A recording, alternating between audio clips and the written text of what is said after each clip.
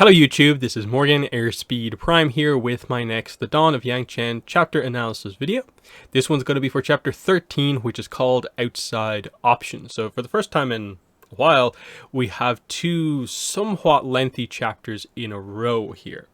And it makes sense because this is the section of the book where we're actually setting the plot properly into motion, where we're turning what seems to be a pretty standard negotiation with leaders to try and improve things into a proper plot. This is the chapter where the extra layer of detail comes into things that suddenly turns this from being like, it would be nice if the Shangs were better to their people, into, oh no, we need to do something here.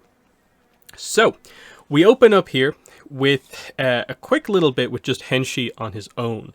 So he's in the washroom and he's basically, you see, he really had to hold his composure through the previous scene and what happened. And in Yangchen bringing the Earth King in, it all sort of comes out here and it's sort of revealed here of like, this is what he'd been reduced to, hiding in the washroom, weeping. He wanted to scream at the injustice of it all.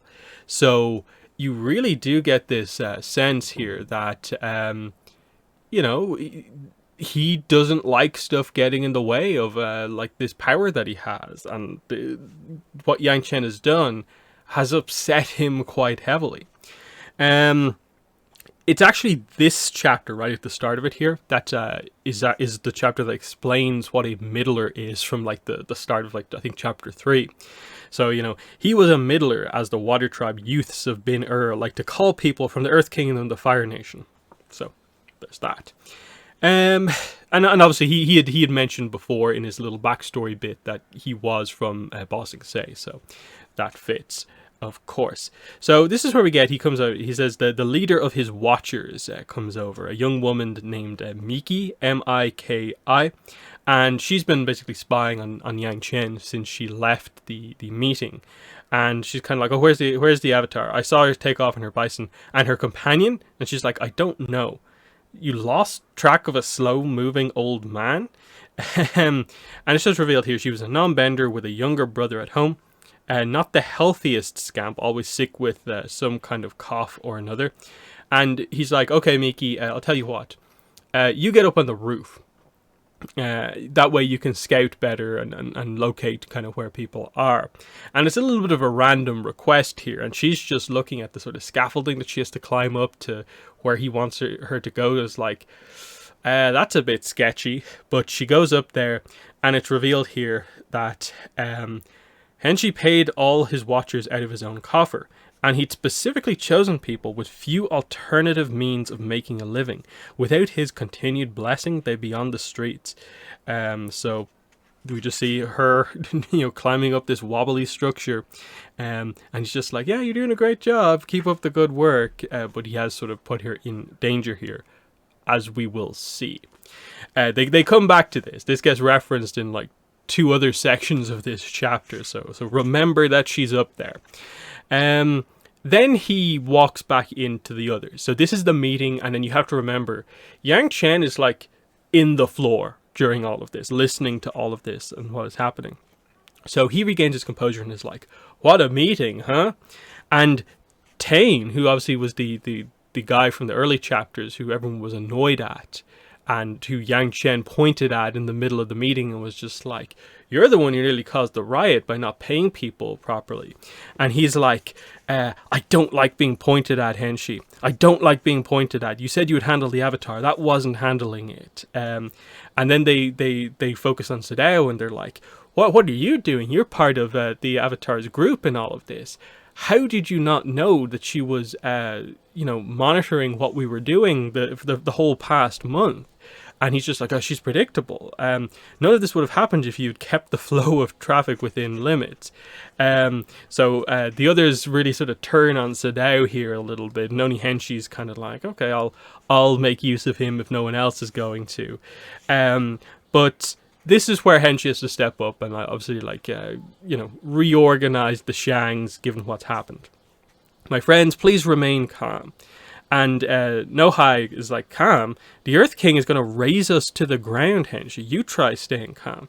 And he's like, My esteemed friends, as hard as it is to believe, we should be grateful to the young Avatar. She's reminded us of the fatal flaw in our system. We exist purely at the whim of a petulant Earth King, nor are we any less vulnerable to the Fire Lord or the Chief of the Water Tribe.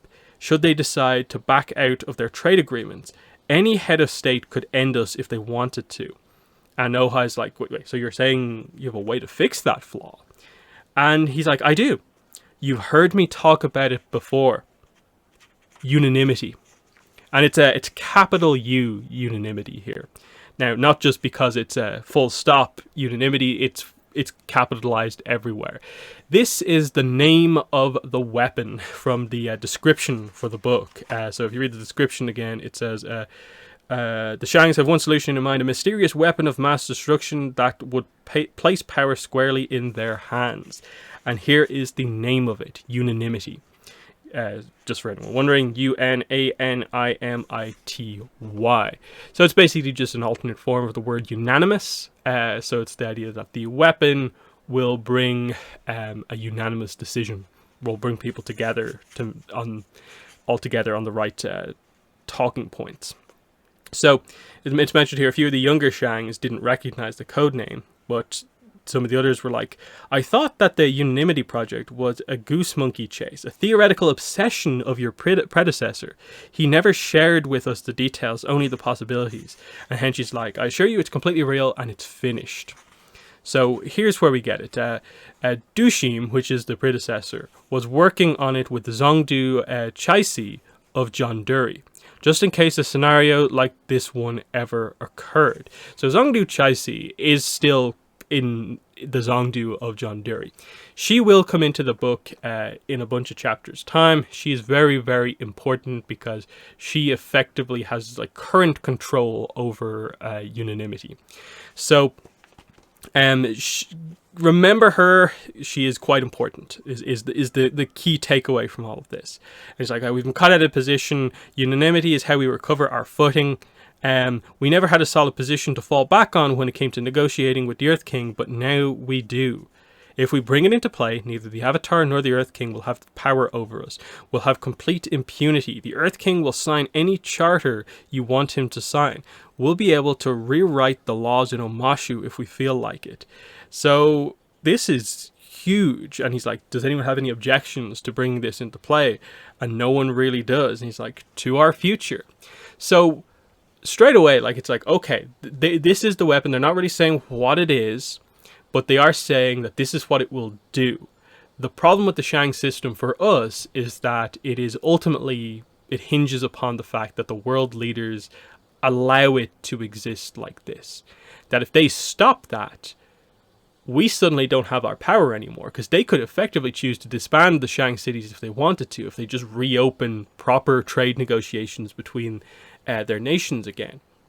So they are at this risk of fundamentally, they're super powerful, but they are always fundamentally below the Chief of the Water Tribe, the Fire Lord, and especially the Earth King. So they want to get out from under that, and apparently this weapon will give them enough power to where no one will disagree with them. Hence, unanimity. This is where we cut back to, basically new scene. So as the meeting is about to sort of come to an end, Nohai comes up to him and is like, what's mine is mine, Henshi. I'm not giving up what I earned. You better see that. And he just kind of points out in all of this that, like, in his head, he doesn't say this to her, but like, earned, interesting word. Nohai acted as if she clawed her riches from the sea with her bare hands, when actually her father was the one who was granted the pearl monopoly simply because he had the same calligraphy tutor as the Earth King, and she has just inherited that. So it's just that idea of like, that's sort of the way the Shangs are in all of this. They're very different in a way than the other world leaders, in that none of the other world leaders would have a fit like Tain did before, earlier on in the chapter, about how, like, Yangchen pointed at me and called out some stuff that I did that was wrong. Imagine like a Water Tribe high up person, Fire Lord high person, having a fit like that in a meeting. None of them would do it. And he's just kind of highlighting that, like, okay, we think we're world leaders, but like, we're not really acting like it necessarily as such. So they're just so desperate to hold on to sort of the what little that they actually have. So this leaves Henshi and Sadao together, and he's like, I'm as good as burned. There's no way Tane or anyone else will keep me on after today. And he's just kind of like, you're not burned until she signs your dismissal. You have an important role to play here. So I want you to personally deliver the message to Zongdu Chaisi in Jonduri that we're moving forward with unanimity. She needs to quit dawdling and make sure the shipments get to Bin-Ur as soon as possible. It's mentioned here briefly that Chaisi doesn't do business by hawk. She doesn't see it as secure enough to send important information. So when you deal with her, you kind of have to either send a messenger in person or go to her yourself. So she's quite important. So this is why he's sending Sadao to send this message all about this. Sadao does ask, what is unanimity? And he's kind of like, yeah, I can't really tell you, but Chaisi will explain it when you send the message. Chaisi. So what we get here is just that Sadao's kind of like, okay, I can only really move if the Avatar wants to go somewhere. So I'll have to convince her to go to Jonduri. But Henshi's kind of like, I don't think you'll have too much of a problem in that. I think she will want to go to the other Shang cities to try and convince them in a more normal way. So she will probably be going to Jonduri like anyway. And she does get across the idea of, the Avatar should have what she desires most, a pretty little place in history, a few paper victories, and a nicely burnished image. She'll be able to show the four nations that she cared. And this is where we get sort of more on the whole position of Zongdu. We know that it you only stay in it for a certain amount of time. But he's like, do you know what former Zongdu Dushim did after he left the job? No. Well, he says, I'll tell you. Dushim took his mountains of gold and bought an inn near Su-Oku, spending his days in oils and perfume over a rushing waterfall. And then he died, peacefully in his sleep. He got in and got out. No one really keeps track of my predecessors. No one cares to remember them. They all got what they wanted and then disappeared one way or another.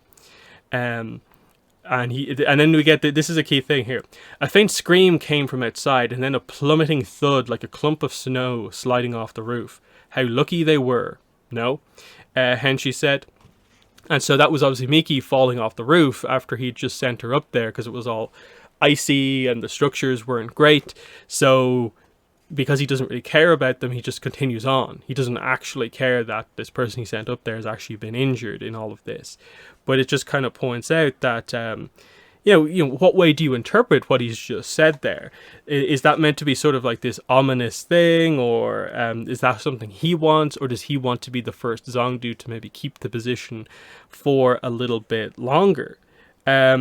So, because he's obviously taking things to a little bit more of an extreme here of all the others were sort of fine with the way the system worked, just get in, get out. But now he kind of feels like, oh, we got to get ourselves out from underneath the world leaders. That's the only way to succeed. So quite an interesting, slight turn here. And you're seeing a more honest version of this character here in terms of what he wants to do, the cruelty, his ambitions. And of course, Yangchen is listening to all of this. And she had kind of, bought into what he was saying before, that,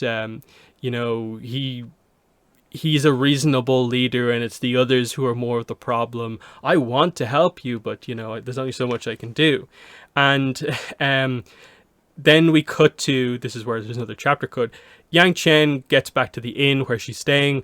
Boma sees her and is like, what happened to you? Because obviously she's covered in soot and she's got, her clothing's been torn from being in this very contained area, and it's really dirty and so on. And she's just like, don't ask for an explanation. I just need to go lie down for a bit. She just needs time to herself to sit down. And she ponders over, the Zongdu's viciousness, his complete lack of hesitation had shaken her. His initial performance as the beleaguered administrator had been so convincing. Was she losing her touch? First, Kavik had nearly tricked her with his poor little pious thief act, and now this. She goes over the idea of like, okay, so this is how she got away. She just waited for everyone to leave, and then like earthbent her way in a tunnel to a really far location, and then got back up. But then when she finally re-enters the town, there's a disturbance going on, and she notices that this is what happens. Peering over the edge, she saw an unconscious woman being carried away in a stretcher, her body limp and arm twisted. So this is Miki from before. And she goes over the idea of like, I can't step down to heal her right now, otherwise it'll show that I was spying in some way. I just have to make it back to the inn. So she has to sort of step back and not help in this situation. And it's just this situation where she really regrets in a way, like that this is her own actions force this sort of turn of events ultimately, and her bringing the Earth King into it, and that it has caused this chain of events where now she can't just step into the public and heal this woman. So to make amends, she is going to try and stop whatever plan that they actually have, and she really considers that like this is a major problem. She would never be able to make things right if her opponents possessed a trick up their sleeves that made them untouchable. And she really goes over unanimity. What could it be? What project or asset could give them the confidence against the Earth King? And this is where she really sees like they are extremely ambitious if they feel that they have something that can have them sort of compete against the powers of the world. And this is where it is a major issue. She has to investigate this further. So, you know, it fell upon her to deny the Shangs their prize. So she's overheard this. She knows that the weapon currently is in the possession of Zongdu Chaisi, and that's where she has to go. So, you know, in a way, Henshi was right that she would want to go there anyway, but now she doubly wants to go there. But she now realizes that everything needs to come together to make this happen. Then we do get her reflecting on just sort of her approach as the Avatar a little bit. Sometimes Yangchen wondered if she was justified in racing out to meet problems instead of reacting. But she had dozens upon dozens of times observed passive avatars, lived their overwhelming regret and shame. She would remember Tianhaishi in her own life and think about how differently things might have worked out if she'd been able to talk to Old Iron earlier before he donned his armor and reached land. Nowhere in any great library of the world did it say one had to let a mighty injustice occur before getting out of your chair. Better to parry the sword than heal the wound it made in the flesh. So there's the quote from the calendar that they included on the Yangchen page. That was the first, I think, quote we ever had from the book. So here's the context in which it's used as Yangchen's philosophy as the Avatar, which is to not wait for something terrible to happen, react and try to fix or heal it, but instead to go out and meet the attack before it ever hits. And she feels that this fits in how she is viewed past avatars, always wanting to be more active. It is better to be an active avatar than to be an inactive one. So she does a quick thing here where she gives Boma some instructions to go to every doctor in the city, find that woman who just fell off the roof, and pay for her medical treatment. That's all make up for not being able to heal her. And then she's just kind of like, okay, basically, we're going to be going to John Dury. And she says this, and she alone had a recruiting pitch to complete, one that had suddenly leapt in importance. So obviously it's highlighting that she really needs Kavik. She already is aware that she sort of could use someone like him going forward, but now immediately here is something that she's going to need, because she's going to need to do something similar in John Dury to what she did here. It's just that she can't do both of the things herself. This was an example where she attended the actual meeting and then did the spy work herself afterwards. But in this case, they're going to be a little bit more onto her. She has to attend the meeting, and sort of while the meeting is going on, she's going to need Kavik to be doing some stuff in terms of investigating the weapon, especially because theoretically it's there in John Dury. So very, very important chapter here in terms of just introducing the concept of this weapon. This is suddenly what makes the Shangs very, very dangerous. She doesn't know exactly what it means, but obviously the idea that this thing can shift the balance of power so heavily that they go from having no power against the three main nations to actually being able to force the nations to do what they want is a huge potential threat. This is the plot of this book from this point on. It is the mystery of this weapon. What is it? Can we get it? Can we stop the Shangs from getting it? Because obviously, ultimately, Henshi is the Zongdu of Bin He wants the weapon sent to Bin So if she can intercept it somewhere else, Yangchen, she can stop this. And that's effectively what the entire plot of the book is about. The weapon is the main thing, the main takeaway from the description, more so than anything else. So a very, very good chapter here in all of this, where you more heavily develop Henshi as a character, showing his sort of weaknesses in all of this, and that he's kind of afraid a little bit, and that he was kind of crying in the bathroom at the start but had to build himself up, realizes he probably needs to finally initiate this long forged plan of the Shang merchants. And that's what's interesting about this, is that this has seemingly been a plan that's been on the go for quite a while, but is only now just finished. So predecessors have been planning this, and now he is the one going to try and actually use it. So it suggests this idea of like, something that's been in development for who knows how long. They're kind of just talking about like one generation before, but maybe it's longer.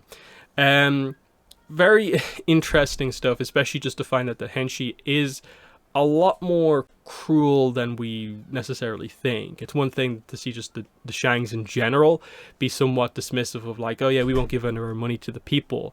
And it's another for him to be like, I can get loyal people who are in rough positions to join me by, hiring them and enforcing their hand. And just, again, highlighting that just that kind of sense of almost, if you interpret exactly what he said about his predecessor, that like, oh yeah, all a Shang wants is just to keep things the way they are, get our money, get out, and live a nice life. And is that actually all they want? And there's not really potentially much of a plan for world domination as such here, but just to keep things as they are. So interesting to see just people kind of completely driven by just selfish kind of needs in all of this.